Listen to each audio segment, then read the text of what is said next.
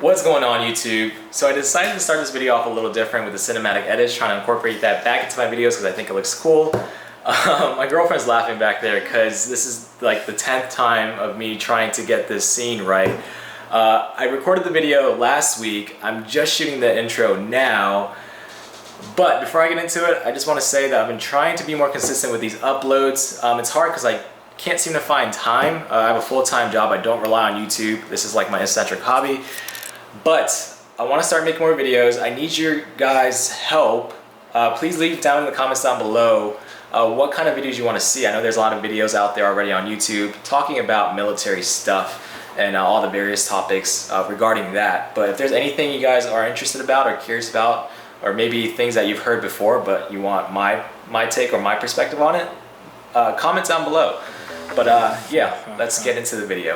What it do, what it does, where you been, where you was, but it ain't what it is. Face in the mud, I really be hating in the mud. Said I can't pick it up, but I did. Y'all know Goon put too much bass in the sub. Cup full of blood and I gave it a chug. Wait till your neighbors get all snug, then play this real loud where you live. This, that, for the kids, saw something strange, can't say what it is. Court case came, ain't say what he did. Make shit move, put a chain on the gear. Yeah, I've been on top of the tower, got the power, weatherman. Gun cock in his pocket shower, put you down with the squids, that's rocket power. I done hang with the guys and we talk for hours, yo. I feel like a doctor on late shift. I done ran out of my patience. I done no trip out in Vegas. I say I don't have to pay shit. Don't try to say we related. I come to the reunion looking like Jason. It's that black entertainment. I should have been on the base. Get out here and work like they kidnapped your family. Bitch, get out here and work like they kidnapped your family. Who that trying to say that they put in more work than me? Bitch, get out here and work like they kidnapped. Today I'm with my friend Andrew. Andrew's a former Army officer for the United States Army. He got out as a first lieutenant, captain select, meaning if he had chose to stay in, he would have been a captain. Andrew commissioned through what's called ROTC, Reserve Officer Training Corps, through his university, Rutgers University. ROTC is one of the three main ways you can commission as an officer, the other being OCS, Officer Candidate School. OCS is something that you attend after you get your 4-year degree, and then the other way is through a service academy, West Point, Naval Academy, Air Force Academy, the Citadel, just to name a few. The cool thing about Andrew is that he was actually a prior enlisted soldier. He was an enlisted soldier during his time at the full-time university while enrolled in the ROTC program. So just like me, he had drill every weekend while he was in school. What do you call a Mustang? A Mustang is a term given to people who were prior enlisted before they became an officer in the military. Hey, so yeah, I was enlisted when I was in college. Was an indirect infantryman, and then when I graduated, commissioned, became a logistics officer in the Army. Now I live in DC and I'm in consulting for the government. He mentioned that he was enlisted while you were in college, right? So I get a lot of questions on my channel. Can you be enlisted in college and commission after you get your college degree, after you graduate from college? And obviously the answer is yes. Now, is there a benefit to doing so if you're gonna commission later? Andrew, can you talk about that? Why you decided to enlist, what the benefits were of enlisting before you commission as an officer? Yeah, sure. So when you enlist while you're in college, no matter whether you're a reservist or a full-time, your time in service still counts. So 1 year of reserve time is still 1 year inactive. That's what the Army or military sees it as. So when I commissioned, I was already in for a couple of years before, so I didn't come in as a brand new second lieutenant with 0 years of experience. I came in as a second lieutenant with 3 years of experience. So that actually brought me at a higher pay scale. Got more money than my peers who came out straight from undergrad, and then but also it also gives you that experience of what is it like in the very bottom of the totem pole.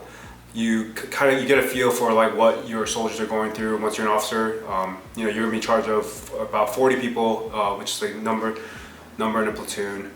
You definitely get more respect, right? You're the junior soldiers that you're in charge of sort of respect you more because you they know that you went through similar things as them. Yeah, I never really told them. They kind of found out somehow. It just, I guess, came up in conversation or something. But yeah, they eventually found out, and sometimes a couple NCOs, they would even ask me hey, were you prior enlisted? I'm like, oh yeah, I was in the Guard when I was in college. So you kind of get you get what you understand like how it is being a private. Privates usually do like the most of the grunt work. They do like the shitty details, things that people who are more senior wouldn't do. Like cleaning a vehicle, conducting PMCS, which is preventative maintenance on a vehicle, pretty much doing all like the legwork. And as an officer, you don't do that because you're managing. You're not physically there. It's good if you know. Definitely know what you're doing, just so that you can actually, show them that you know, and they actually trust that you're knowledgeable to like lead them. Pay, right? More pay when you commission. So are there any other benefits? Like you mentioned to me earlier that you got your tuition paid for essentially. Yeah. So while you're in the National Guard, some states they allow for tuitions to be waived in public schools. I know I was in New Jersey. I know some other states do that. I think Illinois, I think like Montana.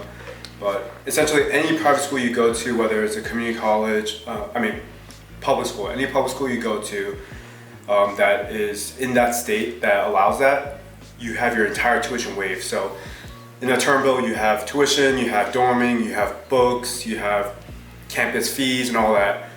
So my out-of-state tuition was 24 grand, and I paid everything but that 24. I got a letter from my commander at my unit that I am in good standing, passed all my PT tests, I'm qualified on my weapon, not in any trouble. He signs a little form, I hand it into the financial aid office, and then a week later, that 24 grand is paid. Nice. Yeah. That's an awesome benefit. So I get a lot of questions from you guys if the military has any educational benefits, and that's a huge, it's essentially free college. All you're really paying for are your living expenses and your dorm expenses. So as a full-time college student enrolled in ROTC, what was your daily or weekly schedule like? So Monday to Thursday started off with PT from 6:30 till 7:30, sometimes 8, and then after that, you have classes for the rest of the day. Fridays we had labs, so we couldn't have any classes on Fridays unless it was like the only class available. And so Friday morning all the way till Friday afternoon, we were doing patrolling lanes, doing like exercises, things more hands-on exercises for the Army skills. But yeah, full-time schedule. So my classes were jam-packed Monday to Thursday after PT. So I also get a lot of questions on my channel, like what does it take to become an officer? And obviously because you're leading the enlisted soldiers or Marines or airmen or sailors, obviously the standards are going to be higher. But can you talk to that a little bit about how you got qualified to get a contract as an Army officer once you graduated from college? Monday through Thursday, I'll get up at like 6 o'clock. I'll be in front of the building, ROTC building, by 6:30, and we're working out until 7:38. That was every Monday to Thursday. And then Fridays, it was from 7:30 till about 2 p.m. Sometimes it went till 5 p.m. But those days was considered lab, and those were more hands-on, where we're going to the woods. We have our little dummy rifles, have our kit on, and we do situational, patrolling lanes. Patrolling lanes are where it's situation-based. You have a mission, you have a platoon. The platoon is underclassmen, and the juniors, that's the most important year at ROTC. You're leading them by taking them on a combat mission or whatever it is. Key leader engagement, and it's all situation-based. So you might have one where you're going to have to react to fire, or you're going to have to just patrol and look for the enemy and seize an objective. So that's part of an assessment that we do following junior year. Go to Kentucky, you spend a month there, and you're pretty much getting assessed the entire time by these real already active duty Army officers or senior NCOs, and they're grading you on everything, whether you're being graded on the spot or like you're eating chow, like whatever you do during that entire month. Behavioral as well. Exactly. Your tendencies, your mannerisms, how you talk, how you communicate. Yeah, everything. So what about, can you talk about GPA requirements? physical fitness requirements. The Army has 3 parts in their physical fitness test. It's 2 minutes of push-ups, 2 minutes of sit-ups, and a timed 2-mile run. The minimum for push-ups, I think it was about 40, 42. For sit-ups, it's about 50, 52 or something like that. And then the run, it was about 16 minutes for a 2-mile. As an officer, definitely want to exceed that by a lot. You definitely, because one, you want to be able to show your soldiers that even though you may not know anything coming in, because as a second lieutenant, you really don't know anything. You don't even know what it's like. So you want to show them something. You want to show them that you're physically fit, that you're able to physically lead them. So that first day, the first time you're taking the PT test, like in front of like your entire soldiers, like I would say that's like a very pivotal moment because they don't know you, but they're gonna see you. They're gonna be watching you. You might not think they're gonna be watching you because they're gonna be freezing or like it's gonna be too early, but they're gonna be watching you. So you definitely want to impress them because that's the first impression you're gonna give off. So what about GPA? GPA, I was coming in when the Army was downsizing. This is back in 2014, 15. The Army was downsizing, so they weren't just taking anybody. They wanted the best. So the average GPA of someone who got active duty was about 3.4. If you didn't have that, you most likely weren't going to get active duty. But GPA is only part of the criteria. I think it accounts for about 40% of your overall merit. So out of all the cadets that year that are going up for active duty, you're in a list. I think it's about 6,000 people, and you're ranked somewhere within that 6,000. And the GPA is 40% of wherever that magic number is, but also the assessment that you have in the summer, what your instructors in ROTC say about you. If you combine them all, you're ranked somewhere. And within that 6,000, they take only about, say, probably half of that. Half of those go active duty. There's some who don't even want to go active duty, they just want to go in the reserve. They still fall in that category, and if they want to go to the reserve, they go to the reserves. But active duty is where it's competitive because more people want that. All right, so can you talk to us about your MOS as an enlisted Army soldier and also your MOS as a commissioned Army officer? So when I was enlisted, I joined as an 11 Charlie, which is indirect fire infantryman. You go through the infantry course at Fort Benning, and then you have 2 weeks of mortar training. So this is the 11 Bravos, which are just straight infantrymen. They go through the 14, 15-week course of their infantry school, but then the 11 Charlies, they have 2 additional weeks to do mortar training. And then when I joined as an officer, I was a logistics officer, focused on transportation, maintenance, supplies, anything that had to do with any sustainment for any unit. All right, you want to tell us about your best and worst experience in the Army? So my best experience, I would say, would be when I got orders to Korea. That's not what I wanted.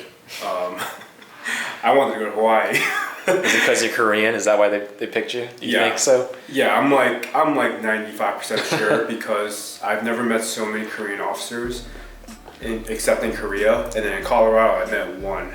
So there's something going on. Yeah. How was your time in Korea? Korea was a good experience because it was my first unit. I got my first platoon there. Commander was great, and the mission was real. This is when North Korea was testing a bunch of bombs. They got the hydrogen bomb. That was like the first time they detonated it. They started having ballistic missiles, so they were testing like every 2 weeks, and we got to lockdown like pretty often. But the mission was real because I was responsible for a 24-hour airfield, and our job was that when things did go down, we would have to pack up and we'll have to head north so that the attacking force would be able to go deeper into North Korea. So because there was that actual purpose, and not only that, but I would have never lived in a foreign country if I wasn't forced to. So it's definitely an eye-opening experience living in another country. And I'm really thankful that it happened, even though I didn't like it at the time. What was your worst experience? Worst experience was in Colorado, right after that. So best and then worst. It was worse because it was such a high pacing unit. We were pending a deployment the following year, and it was just nonstop training. Me and my platoon, we actually calculated the number of days we were away from home. So in 2017, out of the entire year from January to December, we were gone from home for 5 months and 2 weeks. Yeah, it was every other month. We were gone in the field for like 2-3 weeks at a time. We went to NTC, which is the National Training Center in California. It's in the Mojave Desert. So it's not like California, like what you would think. It's like literally in the middle of nowhere, and it's really hot. We were there for a month, and you only go there usually once before your deployment, but we went 6 months later again. The whole brigade, which is like 2,000 people, we went again 6 months later, and some of the people we saw there, they're like, wait, you guys are back here again? And like that's like unheard of. So it was just back to back every month, like going training. So it was really hard to get ready to get out of the Army, because I had to study for my GMAT. I had to like apply to all these schools. I actually applied to a school the day before I left for NTC the second time, and I took the GMAT the day before that.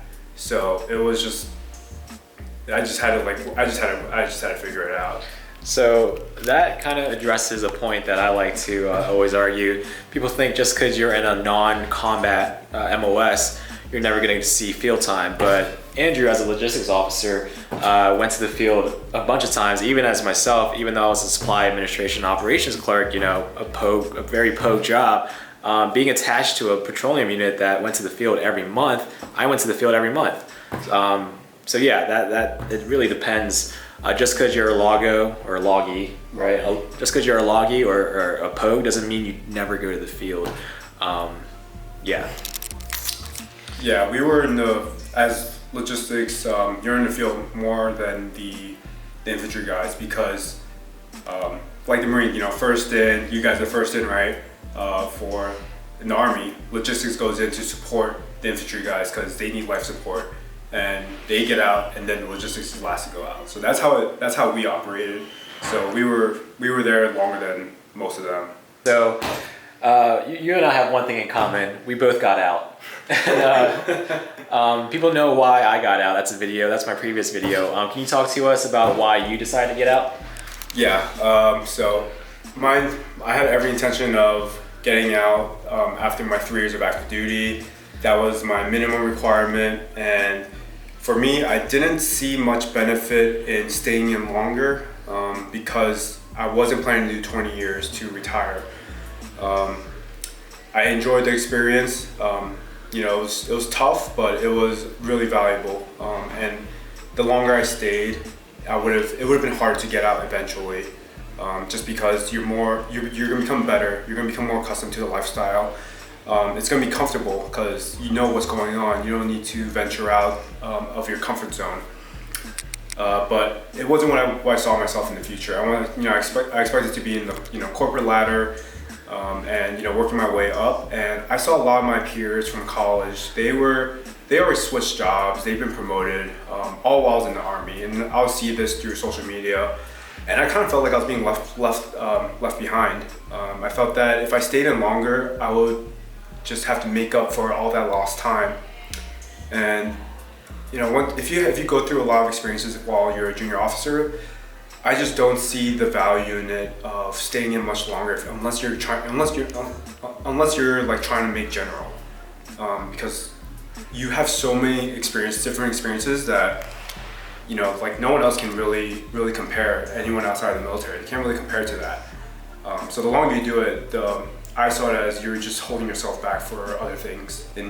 Because you can't come into another industry at like a 35-year-old when kids from undergrad are taking that analyst pay. As a 35-year-old, you don't want to take that $70,000 pay. You want to be paid what you think you deserve. So that's definitely something that people don't consider, but that's something that I consider myself is exit strategy, right? So the longer you stay in the military, the longer that's what you get accustomed to, and when you try to transition into the civilian world from the military, you kind of get left in the dust per se. And Andrew, it's interesting that you share that sentiment because everyone knows that officer pay is pretty sweet, right? It's It's not low by any means, but you only live your 20s and 30s once. And I think that's something that not a lot of people consider, right? But no, that's good, guys. So yeah, that's Andrew's experience with ROTC. It's a great way to commission as an officer if that's your goal. Now, honestly, for me, like looking back, that's something that I kind of regret not really not taking advantage of. It's a great way to be in school, get your tuition, at least your tuition paid for, and then when you graduate college, have a job offer as a commissioned officer in the United States military, and have that as your first job out of college. If you guys want to follow Andrew on Instagram, I'll leave his Instagram name in the description below. And thanks, Andrew. All right, see you guys. All right. All right, man. Thanks, man. Yep.